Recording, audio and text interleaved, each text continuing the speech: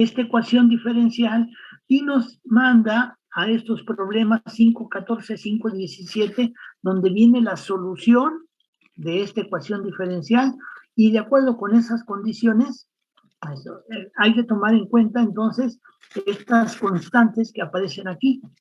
La constante de destello de la bocina, la velocidad de propagación del sonido, K, número de onda, de wave number, y beta, raíz de K menos M cuadrada entre 4, ¿verdad?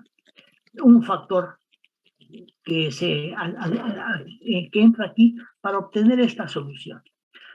Esta es la solución de la ecuación. Como verán ustedes, es una exponencial E a la menos gamma. Parece que dice X o algo así.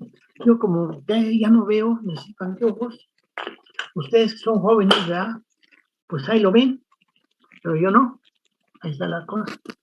Entonces aquí menos gamma por X, y luego un paréntesis que dice una constante C y una constante D, E a la I, esta es la parte imaginaria, omega T menos beta, esto es beta, más E a la I, omega T más beta X.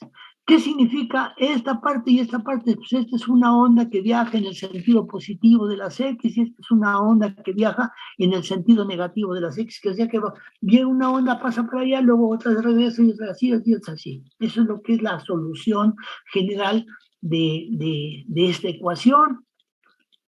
Este es gamma. Hay una relación entre la frecuencia de corte y la frecuencia que está pasando por el tubo. Entonces, va a haber un número limitado de frecuencias que puedan pasar por las bocinas. Por las bocinas no pueden pasar todas las frecuencias. Digamos, en el caso de la corneta, se observa que solamente pasan 5 tonos.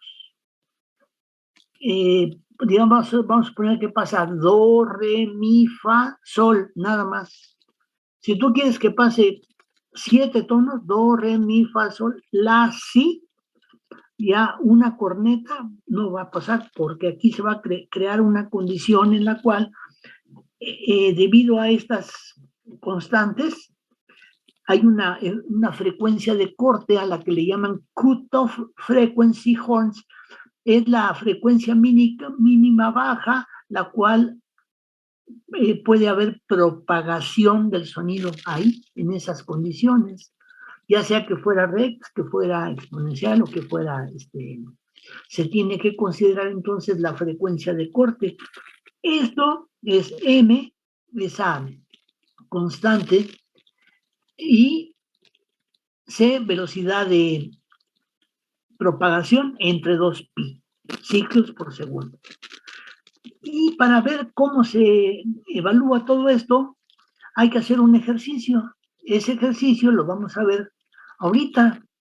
Dice, donde M es la constante de destello, que es la constante que permite que haya, digamos, que determina el destello, la radiación, la energía que radia ahí, y C es la velocidad del sonido en el aire.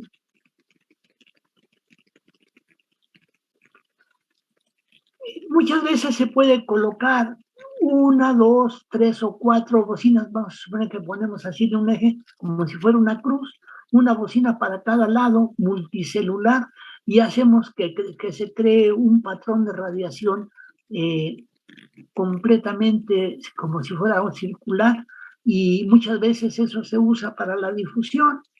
Colocar 4 bocinas, así como si estuviéramos en un cuadrete, una para cada lado, una para allá, otra para abajo, otra para la derecha, otra para la izquierda. Y muchas, ¿dónde han visto ustedes que se coloquen las bocinas de esa manera multicelular?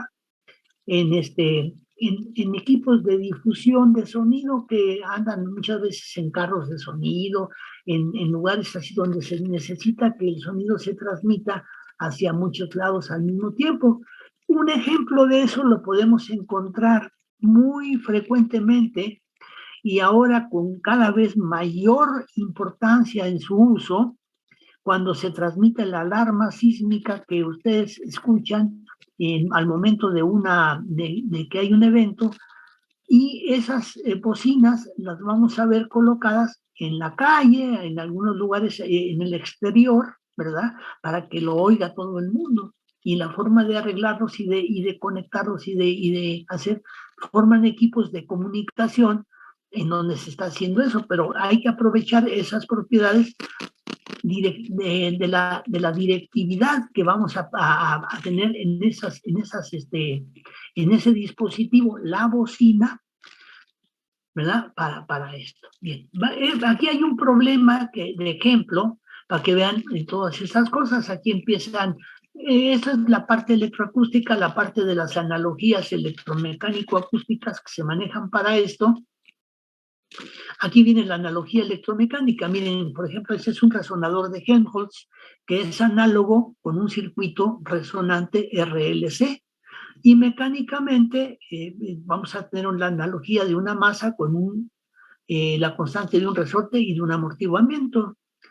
Esta analogía electroacústica es la que usamos para ver las fórmulas del resonador de Helmholtz, ¿verdad?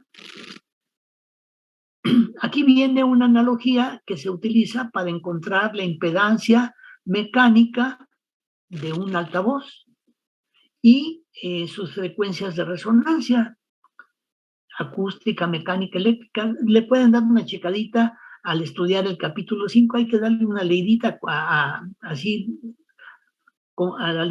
digamos, ligeramente, ¿verdad?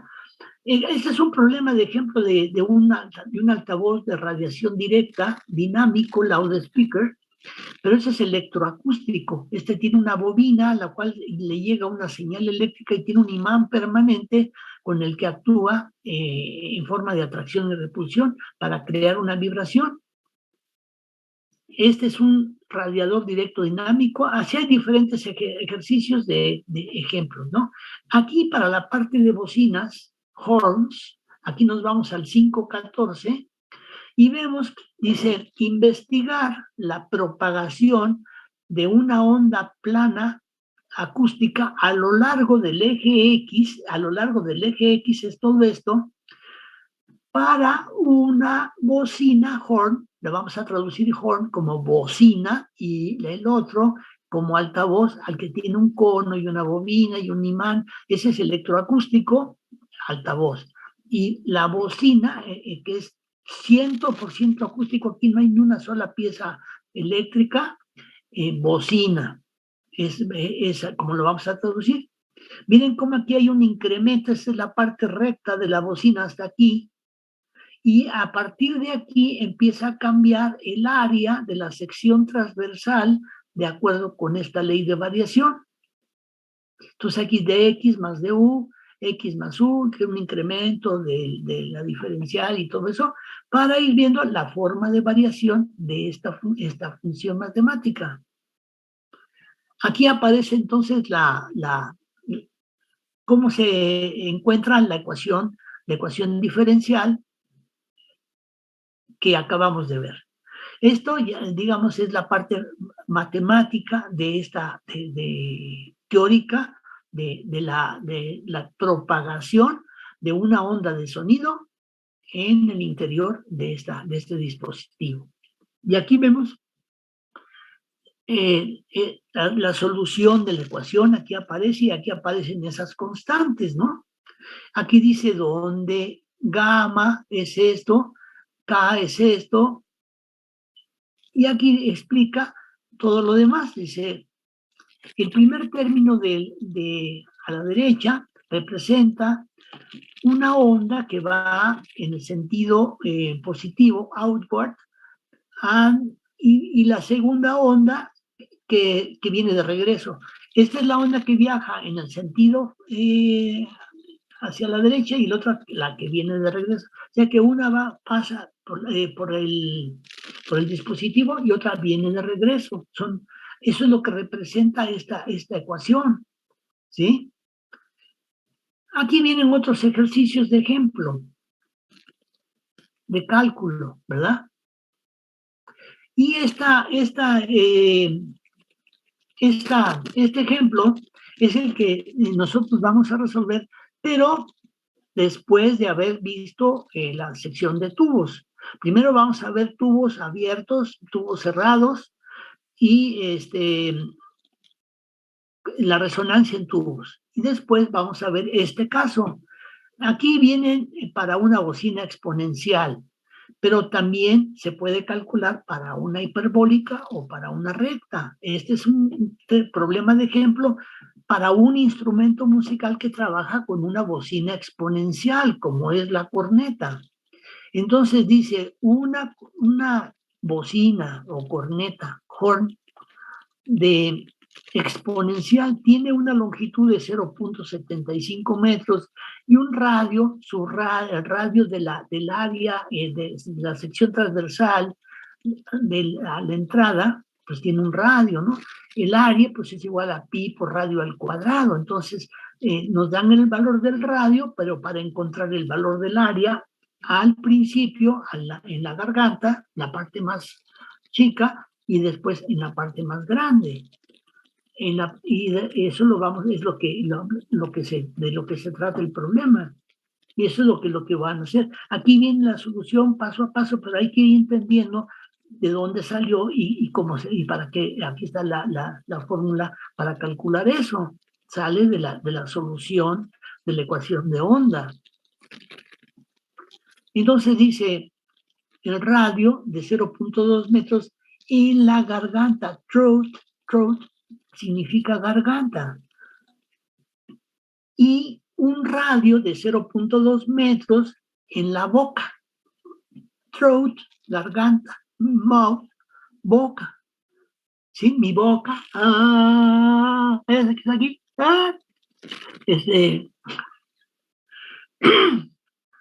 ¿Sí? ¿Ya se dieron cuenta, compañeros? Ponen el ejemplo de una boca.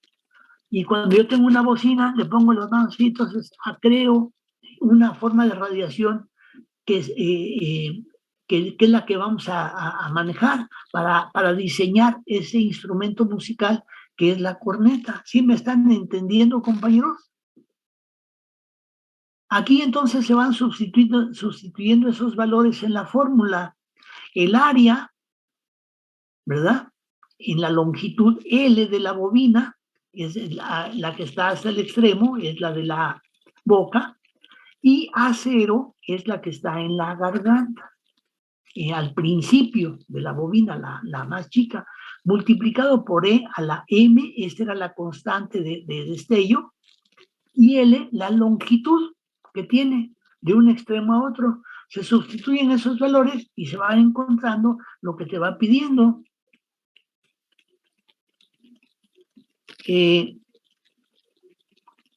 Aquí para despejar E, ¿cómo despejas E?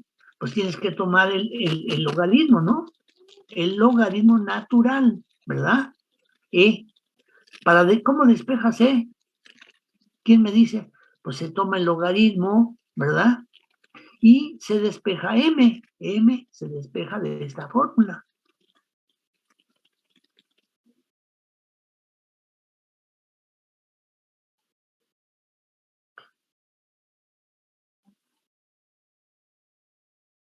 Ok. Aquí se obtiene entonces la constante de destello, M, 6.5. La frecuencia de corte, MC entre 4pi, 167 ciclos. B, la salida acústica para una bocina exponencial puede ser expresada como W igual a R por B al cuadrado en watts, ¿sí?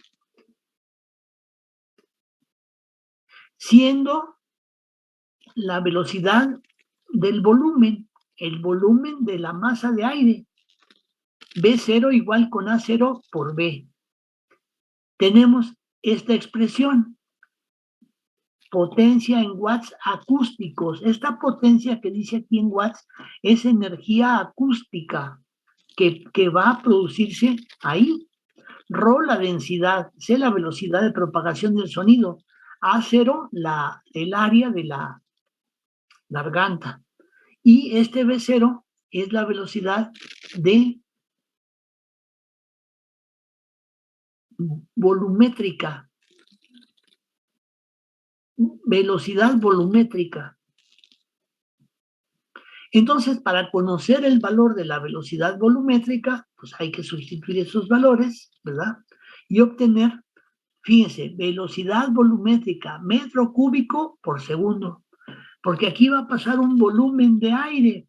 Entonces se tiene que considerar el flujo.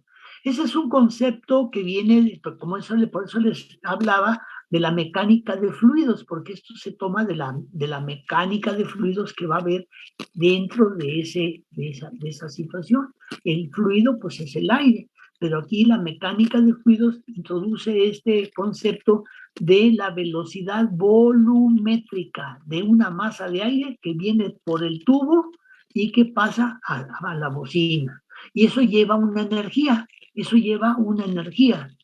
¿sí? Y esa energía es la que se tiene aquí, ¿verdad?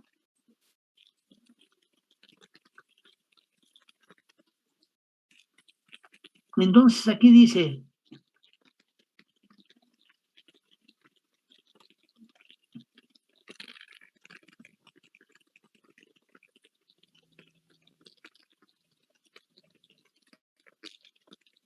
lo que hay que encontrar y cómo se calcula. Pues hay que sustituir todo eso, pero hay que conocer lo que está pasando ahí, qué está ocurriendo ahí, ¿verdad? Esa es la energía acústica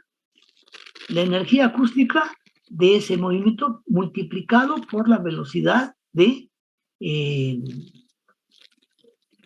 la velocidad volumétrica.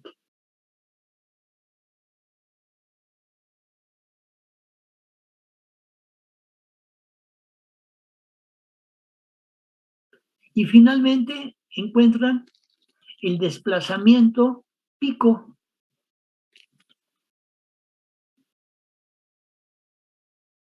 El desplazamiento del volumen en la garganta debe ser igual al volumen desplazado en el diafragma que se está moviendo. Bueno, entonces aquí se combinan lo que está ocurriendo en un altavoz que tiene un diafragma con el paso del aire que está generando ese sonido. Y se hacen esos cálculos para que vean ustedes el problema de aplicación, ¿no? Bueno. Cuando yo tengo un dispositivo electroacústico, como puede ser un micrófono, como puede ser un altavoz dinámico, lo que sea, pues aquí se ve cómo se hacen esos cálculos.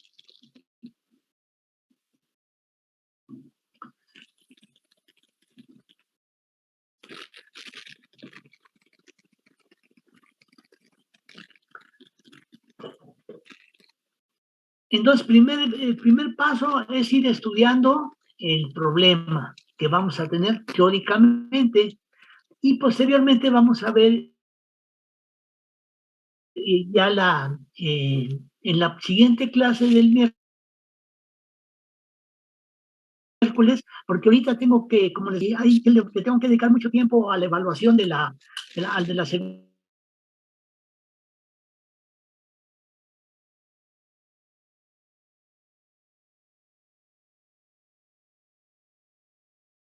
segunda parte. Ahorita le estamos avanzando, ya es para, no va a entrar todavía, la práctica 9 todavía no va a entrar a esta calificación segunda. La calificación segunda nada más vamos a considerar ahorita, para no complicar demasiado las cosas, tanto para ustedes como para mí, esta situación. Este es un ejemplo de lo que hemos hecho en otras ocasiones respecto a esto. Por ejemplo, aquí podemos estudiar lo que son los instrumentos de viento. Ya habíamos hablado un poco de la acústica musical. Vamos a seguir trabajando con la acústica musical y con el diseño de un instrumento, que es de juntar un tubo con una bocina, pero que también tiene ese instrumento una forma de excitación o fuente del sonido que puede ser, en el caso de las trompetas o de las cornetas, pues es una boquilla, ¿no? Dicen, la excitación de la columna gaseosa en estos instrumentos se hace por medio de una embocadura, cuya misión es comunicar el movimiento vibratorio a la referida columna. La abertura donde se encuentra la embocadura no puede ser un nodo, pero tampoco debe ser necesariamente un vientre, pudiendo estar el punto de excitación en el lugar intermedio. Eso es lo que pasa hay que analizar precisamente, aquí está el nodo en la parte intermedia, por acá hay una excitación, entonces aquí es muy difícil que pueda haber un nodo, porque aquí está la excitación y los desplazamientos de la onda son máximos en este punto. Este es un vientre, este es el nodo y este es un vientre.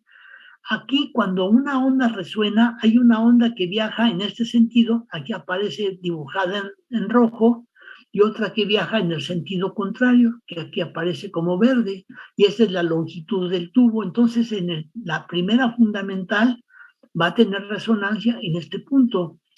Las ecuaciones nos hablan de toda la transmisión a través del tubo, pero no estamos tomando en cuenta qué pasa si el ducto es de un área mayor que otro, porque eso va a hacer que se modifique el valor de la longitud. Digamos, las ecuaciones me dicen que va a haber una resonancia, pero nada más toman en cuenta la pura longitud del tubo. Vamos a ver cómo se tiene que considerar el grueso. Por eso hay tubos más gruesos que otros, unos más largos que otros, como les decía, en el instrumento musical que es el órgano de iglesia. Y el análisis que hacemos nosotros lo empezamos así, haciendo con tubos que se llaman tubos de órgano, precisamente por eso, porque son tubos que tienen esa forma. Ahorita vamos a ver un poco de eso. Entonces dice, la longitud de la onda, es decir, el espacio que recorre la onda en un ciclo. Como tanto, la onda de salida, la verde, es la onda de salida, es la que sale, y la otra la que regresa. Como la onda reflejada en rojo solo realizan medio ciclo dentro del tubo, tenemos que la longitud del tubo es la mitad de la longitud de onda. Y como si nada más la pura longitud fuera lo único que contara. Entonces yo tengo que hacer una consideración en donde intervenga una corrección. La corrección de la longitud se tiene que hacer de acuerdo con el área. Después les voy a explicar cómo se hace esa corrección. Aquí aparece C, la velocidad del aire, y hay que considerar, por ejemplo, aquí dicen que C vale 330 metros sobre segundo, y eso es a una cierta temperatura. Entonces también hay que considerar eso cuando hacemos los cálculos, qué valor de velocidad de propagación vamos a tomar. Aquí aparece que la frecuencia de resonancia sería entonces de acuerdo con la fundamental, que vale 1, para n igual a 1, es nada más c, el valor de la velocidad de propagación y la longitud, pero sin tomar en cuenta de qué área es. Si el tubo es más grueso que el otro, pero sean de la misma longitud, no vibra exactamente la misma frecuencia y no hay resonancia en la misma frecuencia porque hay una corrección que hacer a la longitud en función de eso. Eso es una cuestión que vamos a analizar prácticamente. Aquí viene el caso de la primera armónica, cuando la frecuencia se multiplica por 2 y luego por 3 y todo eso. Aquí viene esa parte. Esta información yo se las voy a ir dando, de hecho ya se las había dado, pero es complementaria de lo que viene en el libro, ¿sí? Les voy a dar primero este archivo como complementario de lo que viene en el libro. Tubos de embocadura y lengüeta ya para trabajar con la resonancia real en tubos y con instrumentos musicales.